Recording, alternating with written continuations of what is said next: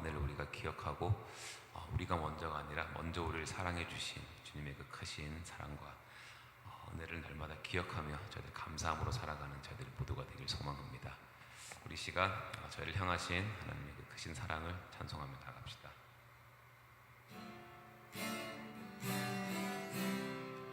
그 크신 하나님의 사랑 말로 다 형용 못하네.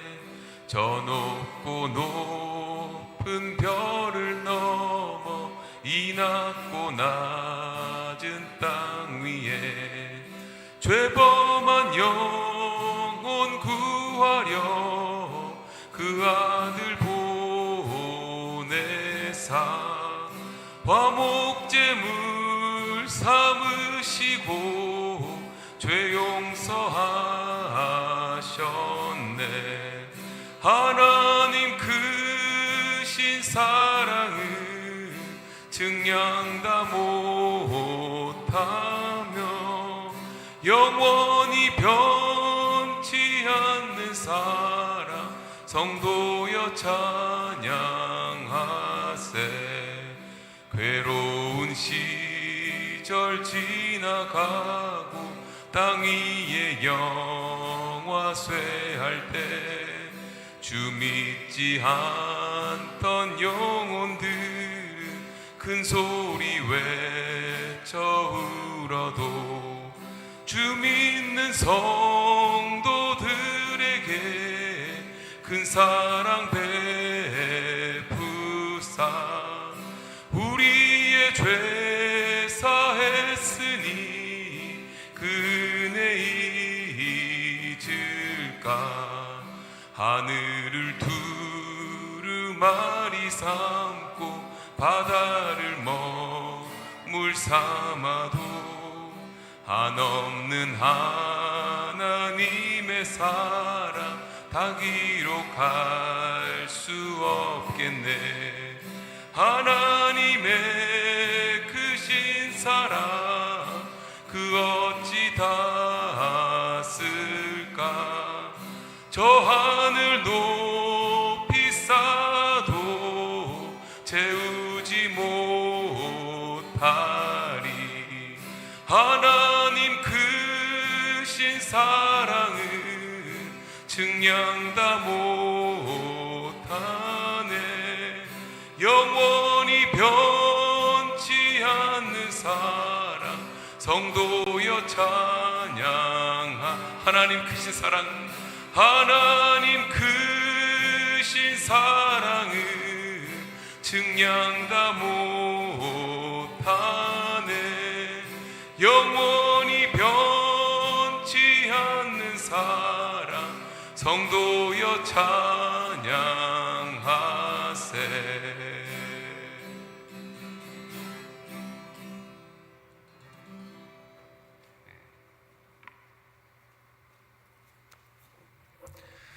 은혜가 풍성하신 하나님 아버지, 2025년도를 보내고 2026년도 새해를 맞이하는 첫 새벽 예배를 하나님 앞에 올려드립니다. 하나님께서 예배 가운데 늘 우리와 함께 동행하시고 임마누엘의 하나님의 임재를 경험할 수 있도록 올 한 해에도 하나님의 은혜 가운데 거하기를 원합니다. 비전 153이 2026년도에 변화와 성수 기쁨 되게 하는 교회로서 온 성도들이 함께 좀 더 주님 앞에 가까이 나아가는 그러한 양약이 될 수 있는 믿음의 진보가 될 수 있는 귀한 한 해가 되기를 원합니다. 이 모든 것이 우리의 힘과 능력으로 하는 것이 아니라 성령 하나님께서 우리 안에 내주하셔서 우리를 이끄심으로 우리가 무엇보다도 말씀에 붙잡힘으로 그리스도께 인도함 받아 이 일을 성취할 수가 있사오니 우리의 믿음을 보시고 우리 한빛장로교회 성도들의 교회로서의 삶을 살아갈 때에 주께서 붙들어 주시기를 간절히 소원합니다. 그것이 하나님의 사랑인 줄로 믿습니다. 기도와 간구할 때에 무엇을 구하든 하나님의 뜻과 목적이 이루어지는 하나님의 사역에 동참되어지는 귀한 은혜를 더하여 주옵소서. 오늘도 주의 말씀을 통하여 깨닫는 은혜가 있게 하시고 그 말씀 붙들고 오늘 하루도 살아갈 때 주 안에서 승리할 수 있도록 은혜 베풀어 주옵소서. 예수님의 이름으로 기도하옵나이다. 아멘. 하나님 말씀 보시겠습니다. 요한일서 4장 1절에서 12절입니다. 함께 교독할 때에 하나님의 음성을 들을 수 있기를 바랍니다. 사랑하는 자들아, 영을 다 믿지 말고 오직 영들이 하나님께 속하였나 분별하라.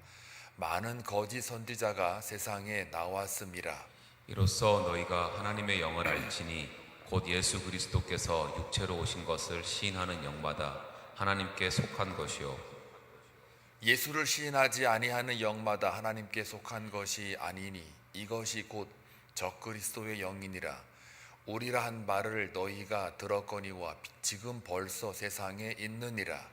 자녀들아, 너희는 하나님께 속하였고 또 그들을 이기었나니 이는 너희 안에 계신 이가 세상에 있는 자보다 크심이라. 그들은 세상에 속한 거로 세상에 속한 말을 하며 세상이 그들의 말을 듣느니라.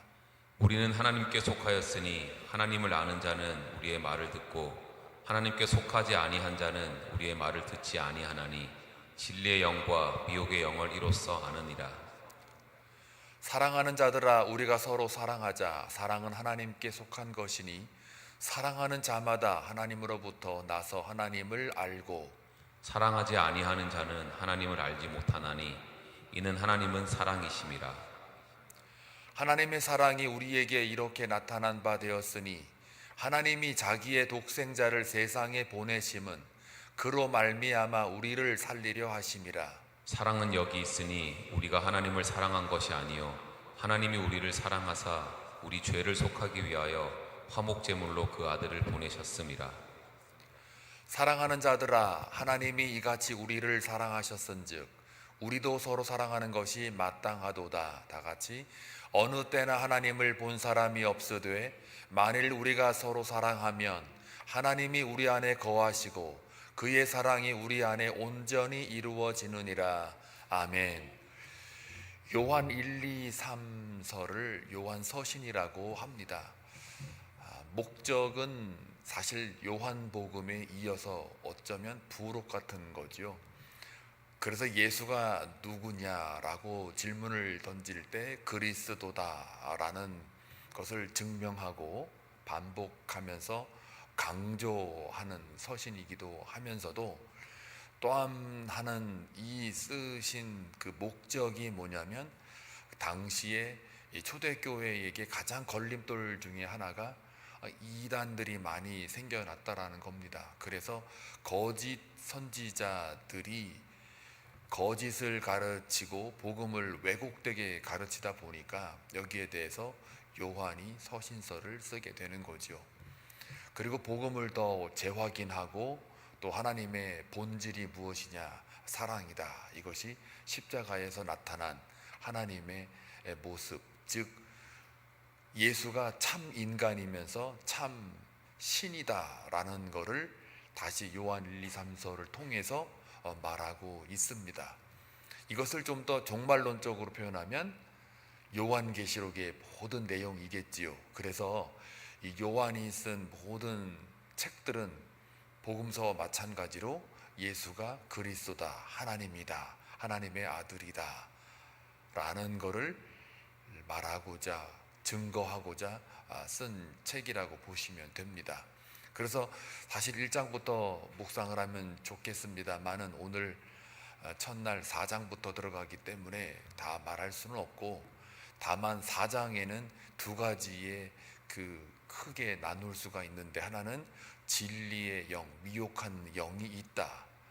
그리고 그 진리의 영은 곧 하나님의 사랑과 연결이 된다. 그래서 사랑하자라는 말로 오늘 12절까지 거론이 됩니다.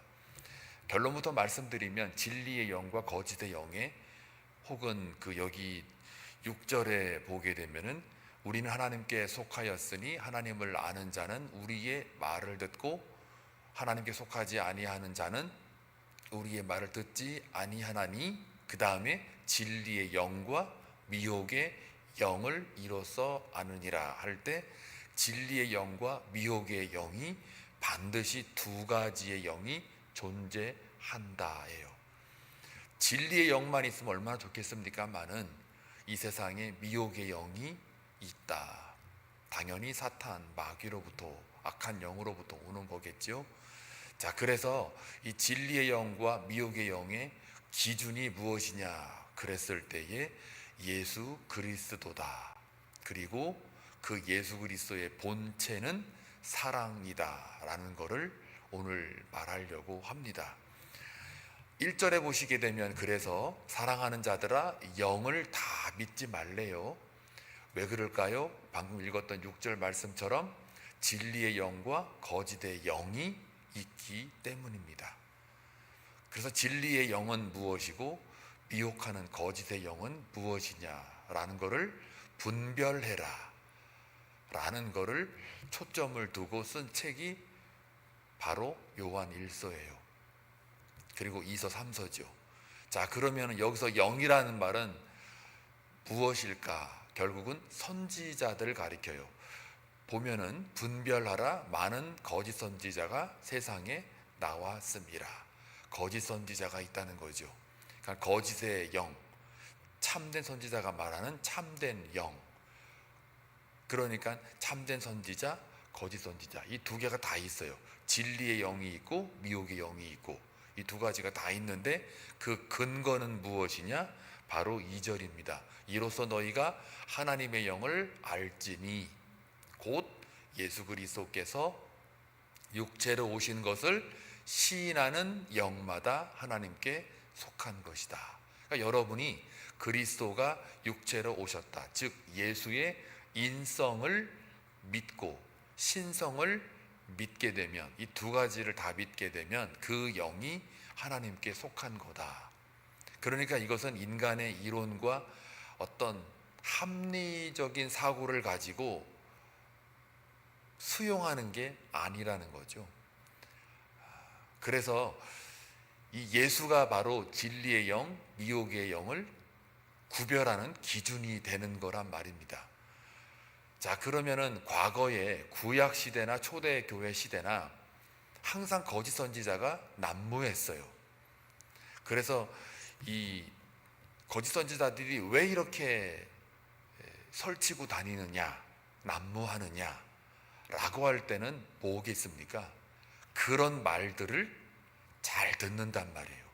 많은 사람들이 거짓 선지자들의 이야기를 아주 잘 들어요.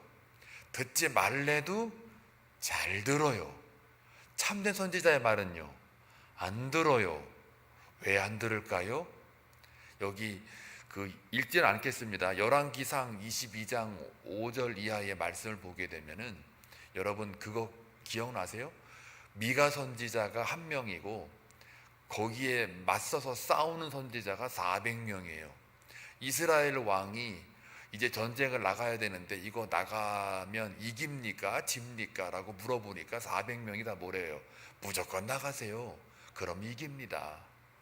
근데 이 여호사밧이라는 유다의 왕이 그래도 연합군으로 이제 싸우려고 할 때 그래도 너무 일방적이지 않습니까? 좀 불안한데 좀 다른 선지자 없습니까? 그분에게 한 번만 더 물어보지요. 그랬더니 저기 아물라 아들 그 누구 미가라는 애가 있는데 얘는 맨날 그냥 뭐 물어보면은 길한 거는 얘기하지 않고 맨 흉한 것만 얘기합니다. 부정적으로만 얘기합니다. 나가지 말랍니다. 뭐 물어봤다 그러면 내가 잘못했다 그러고 뭐 회개하라 그러고 이런 얘기만 합니다. 이렇게 해서 제가 미워합니다. 걔를 이렇게 말을 해요. 그러니 이걸 보면 뭘 알 수 있습니까? 참된 선지자는 세상으로부터, 특히 그 당시에 왕으로부터 미움을 받는다는 거예요. 거짓 선지자는요, 세상에 속하였으니까 이쁨 받는다는 거예요. 그런 여러분들에게 쓴소리하면 제가 미움 받죠. 안 그렇습니까? 그런데 하나님의 그 복음의 기준에서 세상에 유혹되는 것을 만약에 영적 감각으로 볼 때 그거를 말씀을 통해 가지고 선포를 하면 그건 들어야겠죠. 예, 그러니까 둘 중에 하나예요. 목회자가 목화심정이 있어가지고 나쁘게 말할 수도 있고, 또 성도들의 그 듣는 귀가 복되지 않아가지고 그냥 감정으로만 받을 수도 있고, 여러 가지 꼬일 때 더 꼬입니다. 그러니까 우리가 매일매일 새벽마다 말씀을 바른 교훈으로 책망으로 듣는 이것이 굉장히 중요합니다. 그리고 누구로부터 이 말씀을 듣는가도 중요합니다. 그래서 바른 신학 위에 바른 신앙이 서 있기 마련인데요, 이단이라는 게 다 그렇게 바른 교훈으로 들어오지 않기 때문에 생겨나는 거죠. 그러니까 신약에서도 마찬가지예요. 디모데 후서 4장 3절 4절 말씀을 보게 되면요, 딱 한마디를 해요. 사람들은 바른 교훈을 좋아한다, 싫어한다? 싫어한다. 성경이 다 우리의 그 연약함과 이 죄성을 어찌나 정확하게 파악하고 있는지 신약에서도 디모데후서를 통해서 우리에게 분명하게 말해요. 인간들은 바른 교훈을 싫어하느니라. 아주 대놓고 얘기합니다. 그러니까 예수가 우리 안에 있다면 바른 교훈과 책망이 우리에게 들려질 때 그게 하나님의 감동으로 들려진단 말이에요. 그러니까 우리를 책망하고 바른 교훈으로 이끌어 갈 때 내 안에 성령이 있으니까 그 성령이 우리로 하여금 회개하는 영으로 우리를 유도한단 말이죠. 그래서 참된 영이 있는 자는 바로 성령의 내주하심을 경험할 수밖에 없다고요. 그런데 세상은요, 예수가 기준이 아니니까 무슨 말을 해도 그게 미혹된다고요. 그래서 참된 영, 진리의 영은 결국 성령의 내주하심, 성령이에요. 그리스도의 영, 여기 써 있어요. 3절에 보게 되면은 예수를 시인하지 아니하는 영마다, 그러니까 예수를 부정하는 영들이죠. 시인하지 않은 영마다 하나님께 속한 것이 아니니 이것이 곧 적그리스도의 영이니라. 오리라 한 말을 너희가 듣거니와 지금 벌써 세상에 있느니라. 또 4절 내버려 두세요. 자녀들아, 너희는 하나님께 속하였고 그들을 이기었나니 이는 너희 안에 계신 이가 세상에 있는 자보다 크심이라. 그러니까 우리가 두려워할 게 없는 거죠. 그리스도의 영이 우리 안에 있으면 그 예수가 세상을 이기었다고요. 그런데 우리가 자꾸 미혹되고 세상으로부터 굴복하고 두려워하는 이유는 여전히 우리의 신앙이 예수가 과연 내 안에 있는지 없는지 확인할 수 있는 과정이거든요. 그래서 여기 그 5절에 보게 되면, 그래서 그들은 세상에 속한 거로 세상에 속한 말을 하며 세상이 그들의 말을 듣느니라. 거짓 선지자들이 거짓의 영으로 거짓의 가르침을 할 때에 세상 사람들이 잘 듣는다. 왜요? 5절이 설명하잖아요. 세상에 속한 자들이니까요. 여러분은요, 하나님의 속한 자이기 때문에 예수가 여러분 안에 있으니까요. 그래서 세상은 여러분을 가만두지 않는단 말이에요. 핍박받고 고난받고 죽음에 이르기까지 고통의 자리에 들어간다고요. 그게 누가 그랬어요? 예수님이 그랬죠. 예수님이 그렇게 하셨단 말이에요. 그러니까요, 진리의 영이라는 거는 결국 기준이 바로 예수잖아요. 그럼 그 진리가 그러면은 무엇으로 바뀌느냐? 사랑으로 바뀌는 거예요. 이게 바뀐다, 트랜스포메이션이라기보다는 진리가 곧 사랑이라는 말을 오늘 하고 있는 겁니다. 진리의 영, 곧 사랑의 영이다예요. 그러니까 진리는 고로 사랑이에요. 그러면 그 성령, 하나님, 예수 그리스도 다 본체가 진리예요. 그러면 진리가 어떻게 나타났느냐 하고 묻는 거예요. 그게 오늘 2절에 나오죠. 육체로 오신 것, 육체로 온 것. 이것 자체가 사랑이에요. 다시 말하면 요한복음 1장 14절 말씀에 말씀이 육신이 되어 우리 가운데 거하심에 아버지의 독생자 영광이 우리 가운데 있잖아요. 그 자체가 은혜와 진리가 충만한 상태를 말하는 거죠. 그거를 다시 오늘 요한일서에서 어떻게 풀어나가냐면 요한일서 7절부터 나오죠. 사랑하는 자들아 우리가 서로 사랑하자. 여기서 사랑이란 뭘까요? 복음을 증거하는 걸 말해요.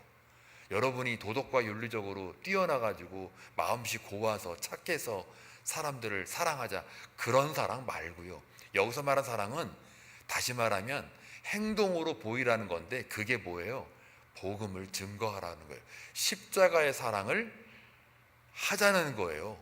십자가의 사랑을 하자.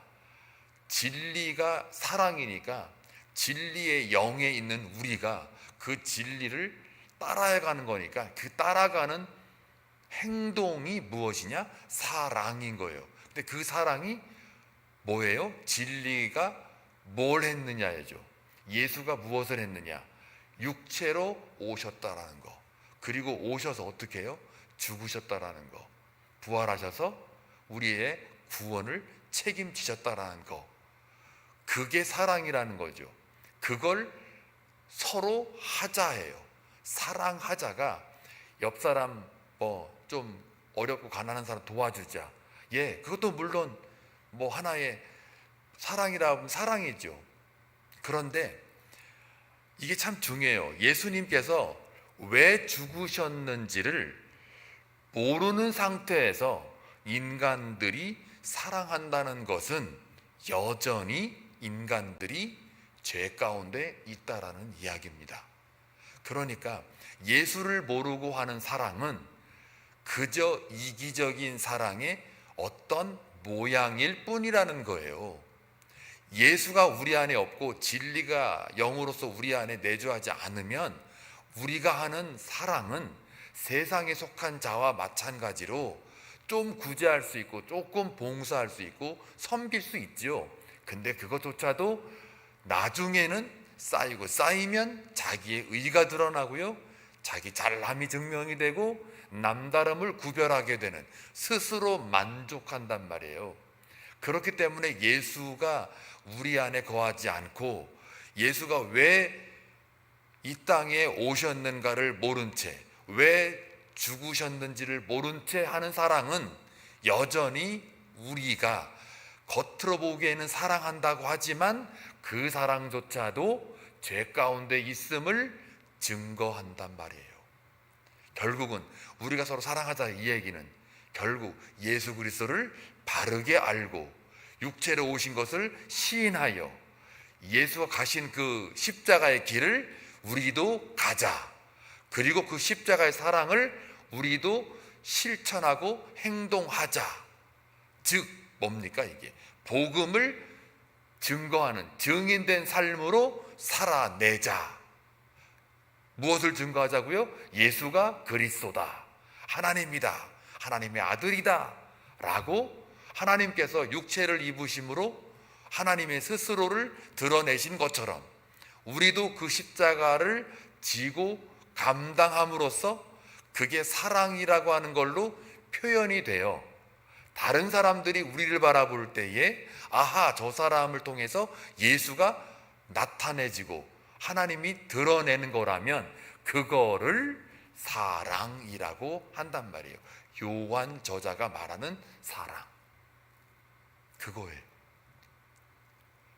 그래서 제가 가끔 기일 예배를 가잖아요. 그러면 그 고인된 분이 정말 복음을 증거하고 이렇게 죽음을 맞이해서 하나님의 품에 안겼을 경우에는 제가 꼭 이 본문을 들고 나와요. 우리 서로 사랑하자 했을 때 여러분의 가족들끼리 사랑하자라고 말을 하는데 과연 이 본문에서 하나님이 여러분들에게, 이 가족에게 사랑하자라는 게 무엇을 말하는 겁니까? 서로 감싸주고 돈 없을 때 좀 주기도 하고 또 실패한 어떤 좌절과 절망을 겪을 때 옆에서 같이 이렇게 끌어안아주고 품어주고, 그것도 다 아름다운 사랑이지만, 그러나 여기서 말하는 그 사랑은 분명히 다르다. 하나님의 복음의 증거로서 증인된 삶을 살아갈 때 그게 진짜 하나님을 사랑하는 거고, 고인된 그 분이 이 가족을 사랑해라 라고 할 때 그 의미가 여기와 연결이 되어 있다 라는 거를 말하거든요. 그러니 여러분이 하나님을 사랑한다, 이웃 사랑한다 라고 할 때에 그거를 한마디로 말하면 복음에 증인된 삶을 살아내는 것, 그게 하나님을 사랑하는 거고요, 이웃을 사랑하는 거예요. 그래서 여기 보니까 뭐예요? 이런 사랑은 인간에게서 나오는 게 아니라 하나님으로부터 나오는 거잖아요. 그래서 8절에 사랑하지 아니하는 자는 하나님을 알지 못하나니, 복음 증거하지 않는 자는요 절대 하나님을 아는 자가 아니에요. 이는 하나님은 사랑이십니다. 본질이에요. 하나님의 본질은 사랑이죠. 아들을 내어주시는 그 하나님의 사랑. 그러니까 하나님의 사랑은 죄인을 기다린 게 아니에요. 죄인에게로 찾아가시는 사랑이에요. 지금 제가 설명해 드린 것과 다 지금 맞물리잖아요. 그러니까 여러분이 우리 서로 사랑하자 라고 하면 죄인을 기다리는 게 아니라 죄인에게로 찾아가는 거예요. 그게 사랑이에요. 하물며 우리 교회 안에서 성도들 사이에서 그리스도 안에 있는 다 피조물들인데, 새로운 피조물들인데, 거듭난 자들인데, 그 안에서 과연 내가 미워하는 자 혹 있다면, 다 없을 거라고 믿지만 있다면, 혹은 시기가 있다면, 다툼이 있다면, 혹은 억울함이 있다면, 납득할 못한 상황이 있다면 그걸 기다리는 게 아니라 찾아가야 되겠죠. 이게 우리 믿음의 도전이에요. 항상 날마다 내가 중로라 하는 싸움으로 나아가면서 도전인 거예요. 동시에. 그게 우리가 서로 사랑하자. 이거는요 권면이 아닙니다. 저게 권면하는 것 같잖아요. 그런데 명령어로 써있어요. 사랑하라예요. 권면이 아닙니다. 사랑은 명령이죠. 자, 그래서 사랑이라는 건 그래서 하나님의 일방적인 은혜예요. 결국 진리는 사랑이고, 사랑은 곧 우리에게 있어서 은혜예요. 그러니 이 본문을 읽을 때마다 우리가 항상 예수 그리스도를 묵상할 수밖에 없고, 또 하나님의 그 사랑을 우리 마음에 다시 한번 품고 오늘 하루 살아갈 때에도, 특히 죄인을 찾아갔던 그 하나님의 그 본질적인 사랑을 우리가 묵상을 한다면 우리 삶이 어떤 방향으로 가야 될지 우리가 인지할 수가 있지 않겠습니까? 그래서 사랑은 조건이 아니라 은혜이다. 따라서 우리가 사랑하는 사람만 사랑한다, 그건 사랑이 아니죠. 예수를 모르니까 그렇게 할 수 있어요. 그러나 우리가 예수를 안 이상, 예수가 우리 삶의 기준이 되어진 이상, 우리는 우리가 사랑하는 사람만 사랑하는 게 아니라, 그거는 남녀 간의 사랑은 그럴 수 있죠. 내가 사랑하는 사람만 사랑하는 것, 그때뿐이잖아요. 눈에 그냥 뭐가 덮어 씌워지니까 다 좋게 보이죠. 한 결혼 생활 한 1, 2년만 하다 보면은, 그것도 오래 가는 거지만 다 살다 보면은 금방 알잖아요. 이제 사랑하는 법을 배우러 들어가는 게 결혼이라고 많은 사람들이 얘기를 해요. 공감합니다. 공감해요. 진짜 사랑을 완성해 가는 거. 그러니 사랑하지 않고 미워하는 사람도 우리가 사랑을 해야 되는 거죠.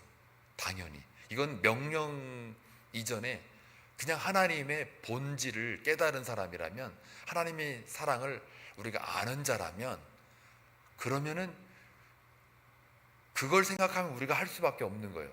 그냥 필연적 믿음의 행로라고 볼 수밖에 없죠.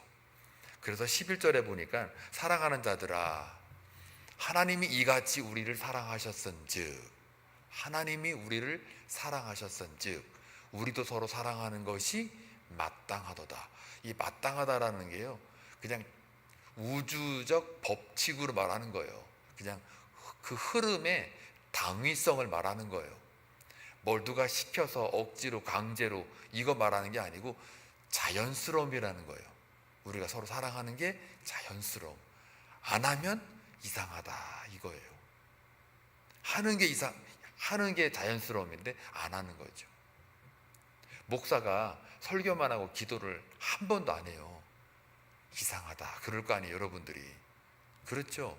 근데 분명히 예수 믿고 말씀을 증거하는 사람이 왜 기도를 안 할까? 이상하다 그런 거죠. 단순한 기대가 아닙니다. 이거는 그냥 필연적인 행위예요. 믿음의 행위. 그래서 어느 때 하나님을 본 사람이 없으되 만일 우리가 서로 사랑하면, 하나님은 영이니까 보이지 않죠. 봤다 그러면 그거는 이단일 가능성이 많습니다. 영은 안 보입니다. 그런데 본 사람이 없어요. 만약에 우리가 서로 사랑한다면 하나님은 우리 안에 거하시고 그의 사랑이 우리 안에 온전히 이루어지느니라. 이게 뭘 말합니까? 하나님을 본 것과 같다는 거죠. 그게 결국 사랑하느냐 안 하느냐에 따라서 하나님을 내가 받느냐 안 받느냐, 하나님이 있냐 없냐, 예수 그리스도가 기준이냐 아니냐, 다 판가름 난다는 거예요. 따라서 진리와, 오늘은 진리의 영과 하나님의 사랑을 연결시켜서 요한 저자가 우리에게 도전하고 있습니다. 우리 서로 사랑하자. 그 의미를 오늘 깊이 깨닫고 이제 알았으니까 여러분들 2026년도 변화와 성숙이 기쁨이 되게 하라. 이거 우리가 못합니다. 성령 하나님이 우리 안에 내주하셔서 우리를 이끌어 가셔야만 가능합니다. 사랑하자. 이게 변화와 성숙의 골자입니다. 정확합니다. 실체입니다. 오늘 사랑하는 하루가 되기를 주의 이름으로 축원합니다. 기도합니다. 고맙고 자비로우신 아버지 하나님, 이 땅에는 분명히 진리의 영과 미혹의 영이 있다는 것을 분명히 성경은 고발합니다. 그리고 그 진리의 영을 따르는 자보다 미혹의 영에 따르는 또 유혹된 자들이 더 많다는 것도 오늘 말씀을 통해 깨닫습니다. 그 이유가 무엇일까 생각해 보면 다 세상에 속한 것들이고 우리의 욕심에 따라, 우리의 욕망에 따라 들려지는 그 말이 듣기 좋은 거라면 따라가는 그 이유 때문에, 하나님 중심이 아니라 사람의 중심이기 때문에 우리가 미혹의 영에 따라갈 수밖에 없음을 인정합니다. 이 말씀을 통해서 진리의 영이 우리를 감찰하시고 또 그 진리가 우리를 통치하셔서 그 진리의 행위인 사랑이 우리 가운데 나타나게 하심으로, 하나님은 영이라 보이지 않지만 우리가 서로 사랑하는 그 모습을 보고 세상이 하나님이 있음을 알게 되는 복음의 증인된 삶을 살아갈 수 있도록 성령님 기름 부으시고 오늘 하루도 생명을 연장시켜 주셨사오니 그 연장해 주신 그 하나님의 뜻을 받들어 오늘 하루도 승리하며 복음의 삶을 살아갈 수 있도록 역사하여 주시옵소서. 오늘 2026년도 이제 출발하며 저들이 기도와 간구할 때마다 그냥 외면하지 말아주시고 듣는 귀가 복되고 저들의 마음 가운데 잘 박힌 모처럼 하나님의 사랑이 가득 채워짐으로 오늘 하루 살아갈 때에도 저들의 모습 속에 하나님의 얼굴을 보는 것처럼 그렇게 기쁨과 또 평강으로 하나님의 의로 채워지게 하여 주옵소서. 예수님의 이름으로 기도하옵나이다. 아멘.